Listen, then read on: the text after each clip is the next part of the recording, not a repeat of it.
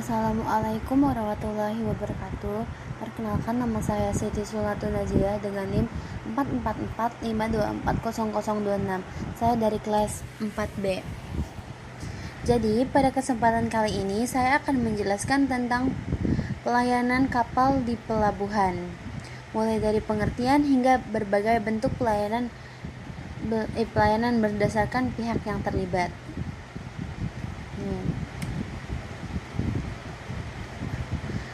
Apa itu pelayanan kapal?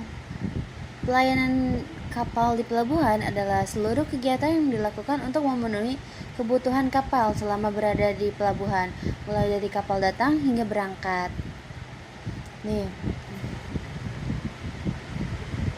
Pelayanan ini melibatkan berbagai instansi seperti syah bandar, operator pelabuhan, bea cukai, dan imigrasi untuk memastikan operasional berjalan lancar.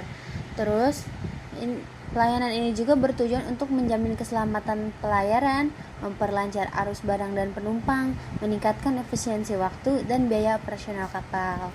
Oke,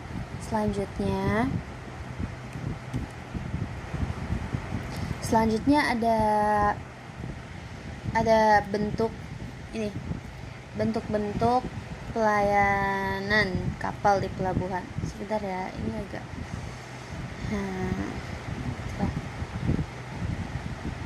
Yang pertama itu ada pelayanan pemandu atau pilotage. Terus ini itu fungsinya itu untuk membantu kapal masuk pelabuhan, keluar dari pelabuhan, terus berolah gerak di area pelabuhan. Karena kan gak semua pilot kapal tuh bisa kayak manuver atau dia ngerti gitu kondisi perairan tersebut.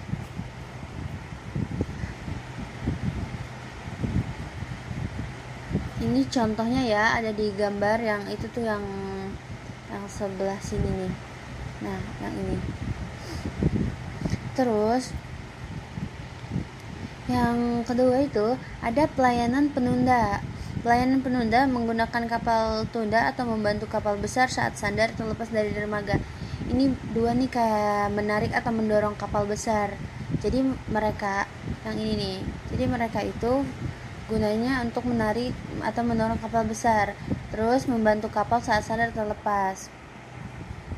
Biasanya digunakan untuk kapal besar yang sulit bermanuver sendiri. Selanjutnya ada pelayanan tambat dan labuh. Tambat itu kapal yang diikat di dermaga. Nih ya. Terus labuh itu kapal yang berhenti di perairan tapi tidak di dermaga.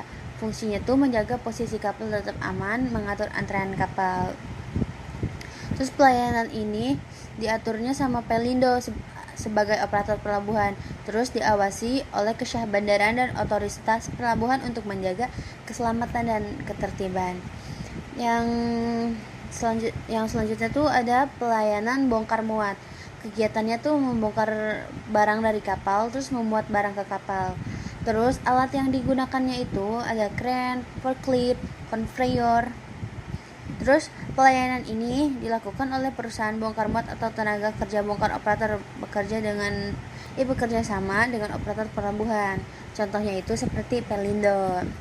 Kayak yang selanjutnya. Terus selanjutnya itu ada pelayanan pengisian bahan bakar. Pelayanan pengisian bahan bakar itu BBM kapal, terus oli pelumas.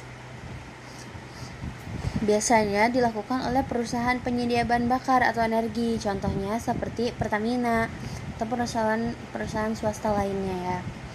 Yang selanjutnya ada pelayanan air bersih dan logistik. Yang mereka sediakan itu ada air tawar, makanan, dan perbekalan awak kapal. Biasanya dilakuin oleh operator pelabuhan dan perusahaan logistik yang bekerja di area pelabuhan. Selanjutnya ada pelayanan perbaikan dan pemeliharaan. Mulai dari perbaikan mesin ringan, pengecekan kapal atau maintenance darurat. Biasanya yang menangani perbaikan ini tuh buat mereka tuh bisa berlayar dengan layak lagi ya. Terus selanjutnya itu ada pelayanan administrasi dokumen. Terus kegiatannya tuh pemeriksaan dokumen kapal, izin sandar dan belayar, bea cukai dan imigrasi.